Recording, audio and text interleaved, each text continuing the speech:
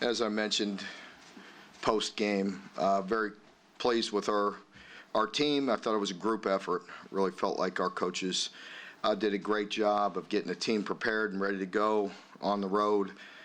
Really happy with the way the team responded last week in their preparation and went out and played that way, played a complete game. So very proud of their effort. Today it's much the same. Get back to us. Get back to having a great week of preparation. Continuing to work and improve, and just to see how good we can be and how much we can improve. Looking to play a clean football game this weekend. Mark, in terms of a game like this, can the fact that the number one basketball team lost to Evansville last week help your guys stay focused a little? Well, I don't know. That's, I don't use those type of comparisons, but I will talk about us and our prep and getting ready to go. I can remember back, was it Austin P we had to beat to go to the first bowl game? And it was a real struggle, back whenever that was, 3 years ago, 4 years ago. And I remember just being just a very aggravating game. And so, it's about us and the way we play. And if we keep the same mentality we had a week ago, then we'll be okay. But it's about us and our prep and the way we play. I will say UT Martin, they're a good football team. Defensively, they present some problems. They're a little bit, they're very different than anybody we've played, and can be very multiple and do some things that are kind of unique. So in that regard, it'll be very different for us. And when you're playing a team like that, they can create some negative plays because, very much kind of all over.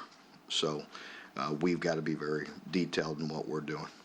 When you're in a situation like I think maybe you're in this situation last week too, these teams that they don't have anything else to play for but pride, or especially in the case of UT Martin, this is kind of the trophy for them. Yeah. Yeah, it's a big game for them. 7-4, I want to say, and this is their last game of the year. So you're playing a team, that's coming in here with nothing to lose. It's their last game. They're going to throw caution to the wind and take some gambles and some shots. And again, they're good. They're well coached and present some problems. They're unique in certain ways. When you went back and watched the film, what those younger guys that got in late, what were some of the things you liked and didn't like? Yeah, I thought those guys did some good things. You saw the athleticism. You saw, some inexperience, but you saw some guys really pop. I think you could look at the JJ, and obviously, you look at the things he's doing. And not only you look at his athletic ability, but what I like with JJ is fundamentally the way he plays. You can tell he's taking the coaching and getting better every day and using this red shirt to help him and to help his future. Because when he gets in there, it's not just running around, just relying on athleticism. He's doing what he's coached to do. And, that's good to see. Mark, what is the message to your club and your players? Martin coming in here wanting to win their last game and finish up with the 2-game winning streak and Power 5 win and all that. What is the message to you guys? Well, again, it's about us right now and our preparation and to see how good we can be. We're interested in playing good this week, but we're also interested in continuing to grow as a program, as an organization, to get better. And, that's always the message with us. I don't care if we're playing a team where we're a favorite or if we're an underdog. There's no difference. It's about respecting the game, respecting the preparation, and challenging ourselves. If you look at last week, the game played out a lot like we talked about last week. Is not letting that loss defeat us and affect our mentality. We go down 14-3, and I was very proud of our team, their response and the way they were coached to do that all week, and they responded that way. And then this week, it's about us, and it's about our preparation and how good we can be, and being very detailed in our prep and in our mindset. I think you guys are past the point of the goals or the goal, but how important are those 15 extra practices for a bunch of young guys, especially all the way back in. Well, it's always important. We do have a young football team, so the practice is important. Each year it's a little bit different in the way we go about the practice, so it'll be very helpful. You talk about those young guys a lot about giving them hope. With the receivers who've had to do a lot of blocking and stuff this year, how good was it to have them get rewarded? Like Cleveland's a big play. You had a couple of them Saturday. Yeah, very much so. Josh and Cleavon and all those guys, and Ahmad was back out there, so very good. They're all playing extremely hard and very unselfish, and that's hard to do, for them, because they're out there having to block a lot and do some very unselfish things all the time, but they're embracing that, and that's the sign of a good football team and a very unselfish team. So very proud of those guys. It was great to see them get some catches. We want to continue to try to get them the ball and improve our game any way we can. So, we'll continue to try to give them the ball. Coach Perry said he needs some help. Lynn says he can help. What do you think? I joked about that last week, but we got a couple big games here left, so let's focus on that, and then we'll let Lynn go practice a little bit, see what he can do. Drop the oar on the depth chart. And it's not, he started. And let me just say this, I always tease Cal, I'm not feeling sorry for him, okay? He's got a lot of good players, and he and I joke and go back and forth. Believe me, he's going to be just fine, and we all know that, and he's got a good basketball team and a lot of good players. So, yeah, go ahead. Dropping the oar on the depth chart there. Just wants to, Pardon me? The oar with Sawyer on the depth chart quarterback this week. You just Lynn being the definitive. He's obviously the guy, but I didn't think I was fooling you anymore. Really. It was actually my message. We were hollering down the hall, no changes, right? No changes, because there wasn't much to talk about. And I said, well, we might as well drop the oar. I don't think we're fooling them anymore. So, yeah. Recognizing that you see every game as being equally disappointing as the other, how much does it mean knowing that you guys are just one win away from bowl games? Well, again, it's not time to look at big picture things, but if you just look at the season, I'm proud of the coaches and proud of the team, because it's too easy to fold, and adversity faces a lot of teams, faces every team, and how you deal with it and how you overcome it and go about your business. Again, that's most important to us, is our preparation, our mindset, and what we're doing. When you decided to move Lynn from wide receiver to quarterback and change the offense to suit him, did the offense, did those guys buy in right away, or did you have to do a selling job with them, or did they gradually buy in? How did they react to that? Yeah, that's a good question. That I didn't notice anything. That's one thing about our team. They, I don't want to overuse this word, but what's another way I could say it? They don't. I don't want to say they don't flinch again, but I'm tired of using that. Something else, but they don't. They're not worried about it. They go about their business. What we ask them to do, they do, and I love and appreciate that about them. They have input, at times, and we hear them and try to hear our players and and do as much as we can together, but ultimately they're very good about that. They're very unselfish, and if that's the plan, then let's roll with it and let's go. And I think over time they've really embraced that, and they see the change. And and if Sawyer went back in there, or Walker, or whoever, they would embrace that as well. Well, he's been a little bit more. He's really let his personality show in the few recent weeks. Yeah. How is he doing just actually on the field? Abule, you're talking about? Yeah. Marquand. Oh, boy. Two different people there.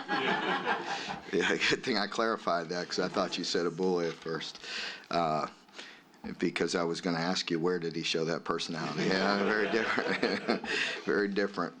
Different people. Marquand, no, he's very fun to be around. You love guys like that with their mentality, their energy. He's a very good football player. explosive.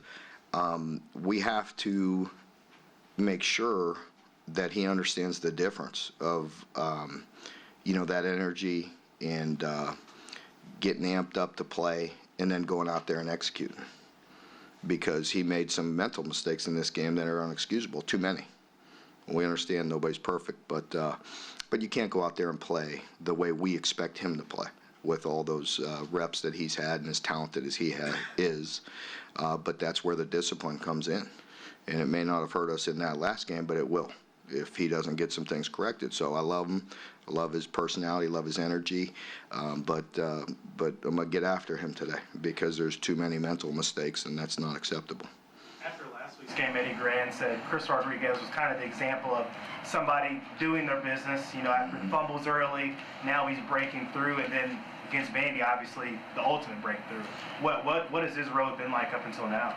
Well, it's a great example if you look at him, and there's others. But, talking about that progression and keep on, sowing those seeds, keep on working, keep on doing the right things. And eventually, you're going to have your opportunity and an opportunity to prove it. And he did that. He's been doing that. But it goes back to his practice habits, to be honest with you. He's been extremely disciplined. And again, he made a critical mistake Saturday that could have cost us late in that game, that made a blowout become close.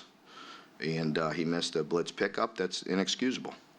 But he's doing some really good things, and he's practicing extremely hard, and he's becoming more detailed, and that's where he's taken the coaching. You see that with experienced guys, and we have confidence in all of our coaches, but Coach Grant does such a good job of coaching those guys and being hard on them and being disciplined with them, and it's paying off. And again, you see that with a guy like JJ. It's not just relying on athletic ability for a young kid. It's fundamentally trying to do the things he's coached to do with ability. You keep on doing that, and the sky's the limit for certain people. And we have a lot of good, talented players, but you have to be coachable and to do the things we're asking you to do. And, we're interested in winning every game, but we're also interested in growth, and how the program's growing. Mark, I'm going to assume your offensive coaching staff didn't spend the summer planning to run the veer and watching option tapes. Right. How impressive is it what they've been able to do? It's been extremely impressive, and I greatly appreciate them. And that's where, when you have a guy like Coach Grant that's a seasoned veteran, it pays off because he's been around a long time. And again, I understand that, and I don't need to sit up here and defend him, because offensive coordinators across the country walk around with the biggest bullseye on their chest 24/7. It's just easy. It's easy to second guess a coordinator every play, every game. Pros, high school, college, you name it. There's people criticizing offensive coordinators everywhere. But you see him being the veteran that he is and adapting to the players that we have. And I greatly appreciate that, and they've all done a great job on offense. Leaping from that, across the league, quarterback is just all the transfers and everything, but also all the injuries and having to make switches and changes and adjustments across the league. Just looking at it big picture, how would you? Yeah, it just is. It does seem to be that way this year. Maybe more so than others. I don't know. I don't have all that data in front of me, but it does seem like that there's just been a lot of transition and a lot of change at quarterback this year with injuries, with the portal, with different reasons. But we're focused on ours and our change and our adversity. And again, just going back to that, I just appreciate our coaches being able to adapt and finding ways to win the ball. And I know, believe me, I'm not sitting here saying that everybody's perfect and everything's hunky-dory. I mean, we all know we try to improve each and every week. And as I mentioned, after a few difficult losses, hey, we're trying to find those plays and those yards and critical moments to win close games. But we do feel like we put our team in position to win a lot of football games this year. Sometimes they've gone our way, sometimes they didn't. But we're going to continue to do that. Mark, with your offense, Lynn continues to take a lot of punishment. And I know you don't think about injuries per se, but given what went on with Tua down in Alabama, does that enter into your mindset at all as you're defining your philosophy and what you're going to run? You know, it really does not, because if you play this game timid, that's when injuries will happen. You know, unfortunately, they're part of our game, and they're going to happen no matter what. Am I considerate of those things? I am all the time, on how I practice, how much, how, you know, we're going to, you know, that fine line of being physical but not hurting guys, and it is constantly on my mind with the preparation, with the way we handle the program, to try to protect these young men as best we can.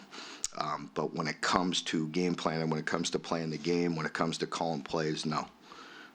You know, we got to do what we got to do, and we got to be aggressive. And you know, when there's a time to bring a person out of a game and leave them in there, you know, that's tough on us all the time.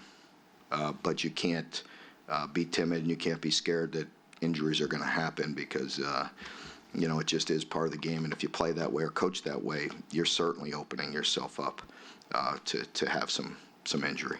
Going into the season, I think most people thought the weakness would be in the secondary for this team in general, with just so much gone and so much inexperience. Now you're top 10 in passing yards allowed. Where does that growth and that production kind of come from? Yeah, it's, you know, you got to give Coach Klink and Coach Hood, Coach White, you know, all the coaches, defensive coaches, I think they've done a really good job. I'm proud of the work that they've done. You know, they've had to coach hard, and they've had to, you know, teach and you know, anticipate issues as best they can. And I think it's a combination of just playing good defense, you know, and good, you know, coaches played well, the players are competing, and I think it's an overall group effort. And so, you know, we got to continue to build on that, continue to grow, continue to develop young players, so they're ready for these opportunities. Have you seen them play more aggressive as they've gotten more and more reps? Yeah, I think it's fair to say. I think any player, you know, as their preparation improves, their confidence improves, and usually it's you know, you can see that on Saturdays. Mark, who graded out best this week on the offensive line? Yeah, it's tough. We you know, we feel like as across the board, we just gave it to the offense. You know, you got to acknowledge Lynn, but in general, the offense played really good. All those guys did a good job, and we're very physical. You know, really across the board, relatively clean. You know, I think the one procedure against Landon jumps out at you because it was in a tough moment. It was after the strip fumble. But outside of that, it was clean. I think Logan's play was an effort play. It wasn't a selfish play. It was an effort. He was trying, you know, hard. I understand that call. I turned it in for clarification because there is that rule this year on the blind side. It was not late. So if anything, it would be, you know, hitting a defenseless player or blindside player, but it wasn't late or after the whistle. So, you know, and Landon had one hold that, you know, he had the young man blocked. He had him blocked. He didn't need to kind of torque him at the end, but relatively clean across the board on the offensive line. Coach, you mentioned after the game it was important to get Walker Wood out there. Can you talk about how happy you and some of the coaching players have seen him prepare for that moment? Yeah, definitely. Definitely very, very pleased for him. He deserves it. It's hard, you know, it's hard for, you know, all these players. You know, we have a bunch of players on our team, right? 105, 110 players, and they all work hard, and they all want their opportunity. And, you know, when you're in a situation where you're trying to win every game and every possession is so close, every play is so important, it's not as easy as just, you know, throwing guys out there, you know, when you feel like it's not your best option. Fortunately, we had the lead, and it was real important for me to get him in there and just get him some reps and let him throw it a few times and just see what he can do. And, you know, he made a really good decision when he was getting blitzed. He was backed up. He got rid of the football. You know, he threw the, you know, smash. He had the out cut, the hitch. Made a good throw there. That got brought back for a hold. But it was really important. I just have a lot of respect for Walker, and I think everybody in our organization does. So it was really important to see him play, and I'd love to see him some more. Mark, identity and confidence, these synonymous with one another. It's not, how could you explain the difference that they have to us? Yeah, I think they're different in my opinion. I mean, we're different. Your identity, the confidence comes from preparation and doing what you're supposed to do. I'm not a big false confidence guy. I want us to earn that. You earn it by being prepared and putting the work in. An identity, to us is just continuing to building our culture and what we want to be. That can change, as you've seen this year. So we went from being very balanced and trying to be very diverse offensively to having to adapt to what we have to do right now to win games. So, but we're always going to have that blue collar mentality and that work ethic. You changed up your travel routine. How did you think that worked out? Well, obviously, because the result, I like it. So,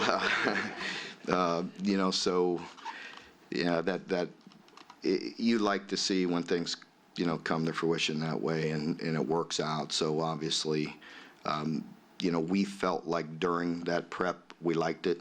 I think our players liked it, and it was kind of refreshing to get out there and have a brief workout once we got down to Tennessee, and of course having Wesley come give us a little pep talk at the end of that practice meant a lot to us, and to see him and to hear some great words of wisdom from him, being such a great player, but more importantly, such a great person and great leader.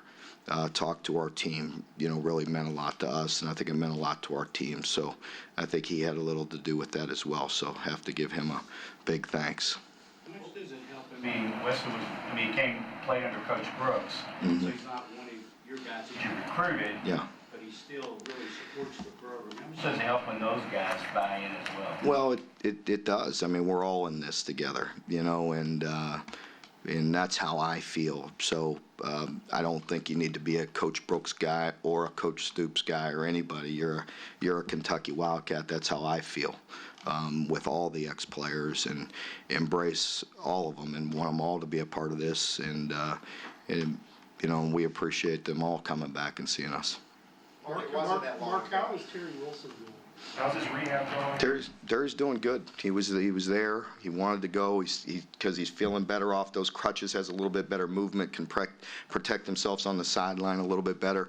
So he was important for him to go to show that support of the team, and so it was great to bring him and to have him be a part of it and get around more. But his rehab's going well. Is Stenberg a Mark man? No, I can't say that. That's part of who he is. He's gonna tote that line. But as I've said before, I'd rather say whoa than giddy up. Mark, it wasn't that long ago that Kentucky constantly got pushed around, and yet, even in your defeats this year, it hasn't been like you've been bullied. How is that toughness? How much do you attribute your success to? Well, I think it's real important because in this league, if you get pushed around, that breaks your will, and that's you have to be physical.